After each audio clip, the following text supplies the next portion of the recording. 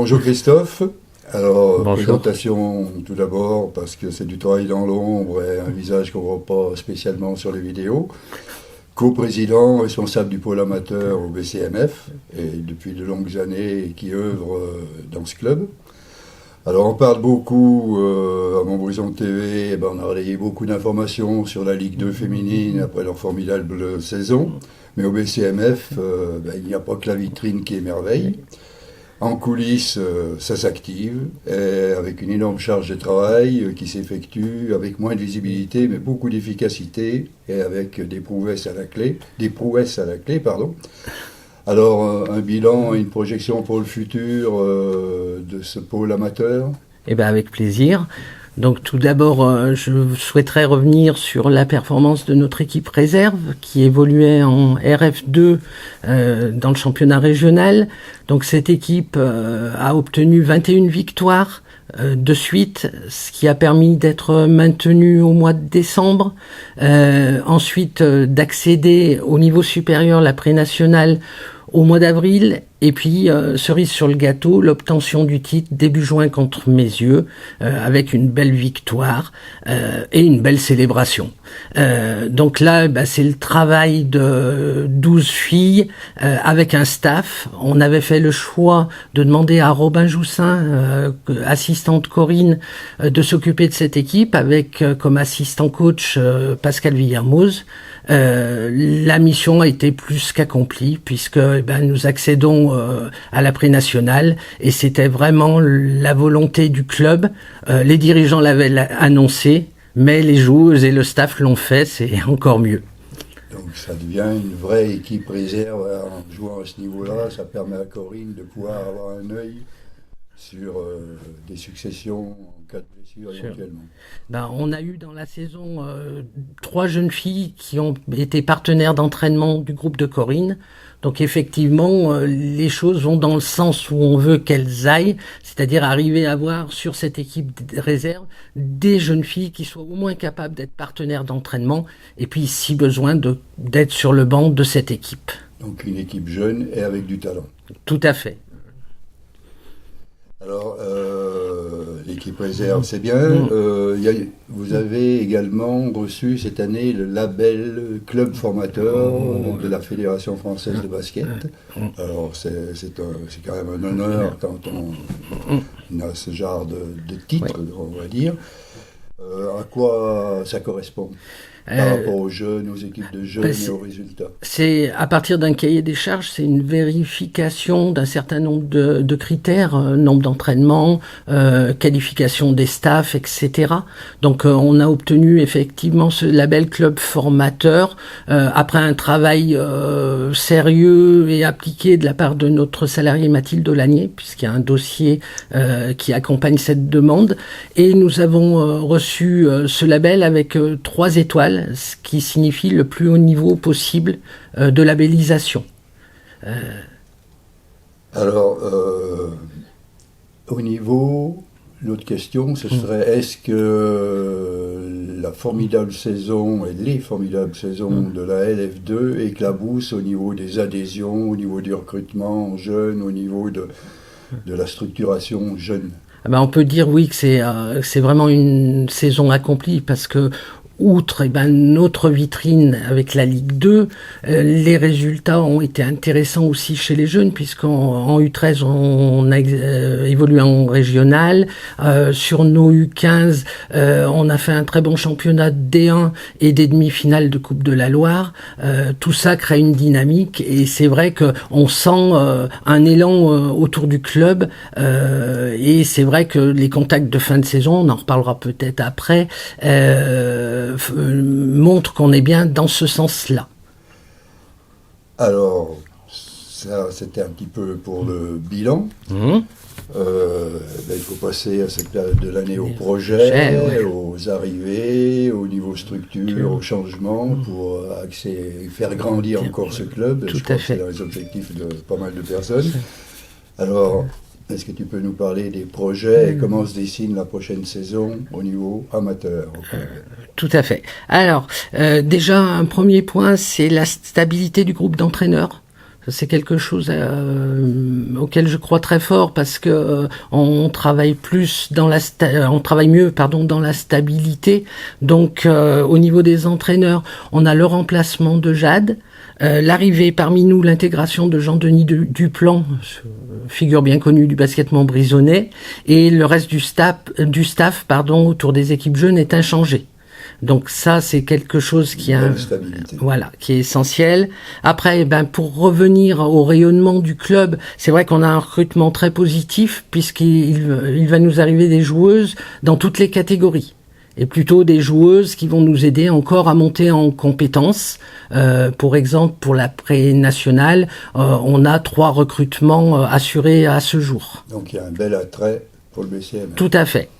Voilà. Une belle récompense pour... Oui, c'est vraiment positif. C'est vrai qu'on arrive aussi à associer des choses avec l'équipe 1, comme le challenge du jeune basketteur et de la jeune basketteuse U13 qu'on a fait un jour de match de l'équipe 1.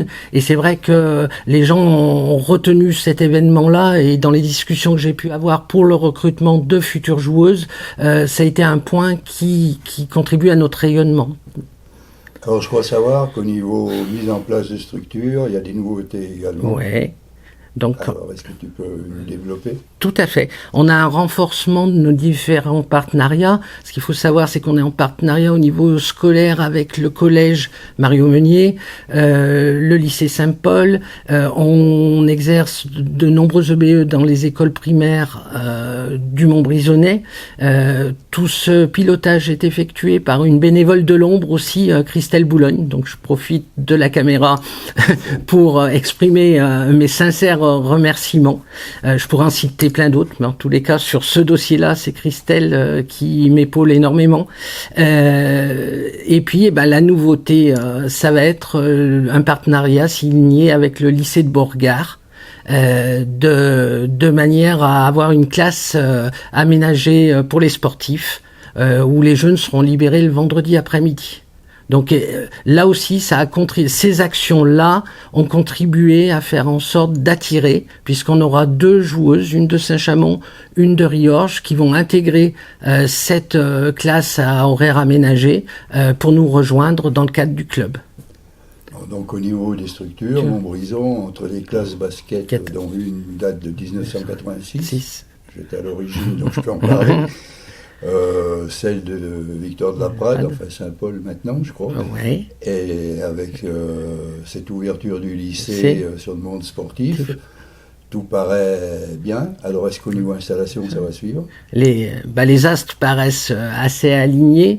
On a eu, donc c'est la question qui tombe à pic, puisqu'on a eu réponse sur les installations sportives aujourd'hui, et donc pratiquement à un créneau près, la ville nous suit dans ce qu'on a demandé et va nous permettre justement de continuer à travailler auprès des jeunes et puis à faire progresser, à les faire monter en compétences. Donc on peut que remercier la mairie de Montbrison, puisque derrière nous, on est suivi pour proposer à la fois pour notre équipe 1, mais aussi pour l'ensemble du club de la qualité et pouvoir permettre aux jeunes de monter en compétences dans leur pratique de ce sport. Alors, il est question à ce niveau de compétition pour espérer encore aller un peu plus haut avec les ambitions présentées par Françoise Forestier, la présidente du pôle professionnel, c'est d'aller encore plus haut, et de Corinne bien entendu. Il est question de centre de formation ou centre d'entraînement avant le centre de formation, qui est une structure un peu plus souple. Oui, tout à fait. On en est où ? Alors, on a commencé l'étude de faisabilité cette année. Le label Club Formateur rentrait dans cette dynamique-là et dans les premiers points de repère qu'on pouvait mettre en place. L'étude de faisabilité va se poursuivre à la rentrée. Et puis, la mise en action va arriver très vite derrière. Donc ça devrait avancer, on met tout en œuvre pour que horizon 2025-26, on aboutisse à quelque chose de concret. Mais je pense qu'il faudra nous réinterviewer avec Françoise pour en savoir plus, parce que là les premiers points de repère sont mis en place, mais il faut continuer à travailler. Oui, parce qu'il y a on a beau avoir les compétences, il y a les finances qui doivent suivre, beaucoup de choses, mais La preuve, avec cette interview et tes déclarations, c'est que le basket féminin à Montbrison est vraiment implanté de belle façon et avec des volontés qui veulent le faire évoluer encore et grandir. Alors, est-ce que tu as des choses qu'on n'a pas abordées, que tu voudrais évoquer et annoncer ?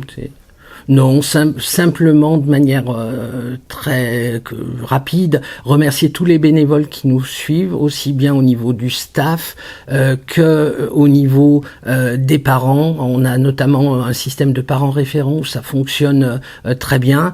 Et puis tous les bénévoles qui permettent chaque week-end que la compétition se déroule pour toutes les catégories. Donc c'est surtout un grand remerciement. Les gens sont assez fidèles. Le dernier point de repère que j'aimerais donner, c'est qu'à Montbrison, on a un taux de renouvellement de licence à 85%. C'est-à-dire que 8,5 jeunes filles sur 10 reprennent une licence l'année suivante. Donc je pense que c'est un indicateur d'un travail de fond, du sérieux du club. Voilà. En plus du sérieux et des compétences, moi je voudrais rajouter que le côté amateur conserve le côté familial cher à Nicole Loriguet.